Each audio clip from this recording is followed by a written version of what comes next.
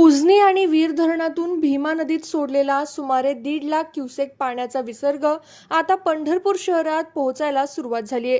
काल मध्यरात्रीपासून चंद्रभागा नदीच्या पाणी पातळीत तब्बल 5 ते 7 फुटांनी मोठी वाढ झाली आहे. यामुळे नदीपात्रातील सर्व लहान मोठी मंदिरं पाण्याखाली गेली असून भीमेचं पाणी आता थेट विठ्ठल मंदिराच्या महाद्वाराच्या पायऱ्यांपर्यंत पोहोचले. उजनी धरणातून सोडलेला मोठा विसर्ग आणि वीर धरणातील पाण्याचा प्रवाह यामुळे भीमा नदीनं रौद्र रूप धारण केलंय. पंढरपुरातील चंद्रभागेचा वाळवंट पूर्णपणे पाण्याखाली गेला असून नदी दुथडी भरून वाहते. पुंडलिक मंदिरासह पात्रातील इतर सर्व मंदिरं पाण्याखाली गेली आहेत. पाणी थेट महाद्वाराच्या पायऱ्यांपर्यंत येऊन ठेपलंय. तसेच व्यासनारायण झोपडपट्टीतही पाणी शिरायला सुरुवात झाली आहे. तसेच गोपाळपूर येथील विष्णुपद मंदिरही पूर्ण पाण्याखाली गेलंय. अजूनही दुपारनंतर पाणी पातळीत अशीच वाढ होईल असा अंदाज आहे.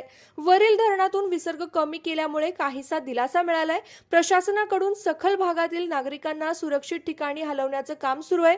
कोणीही नदीपात्रात उतरू नये, काळजी घ्यावी असं आवाहन करण्यात येत आहे.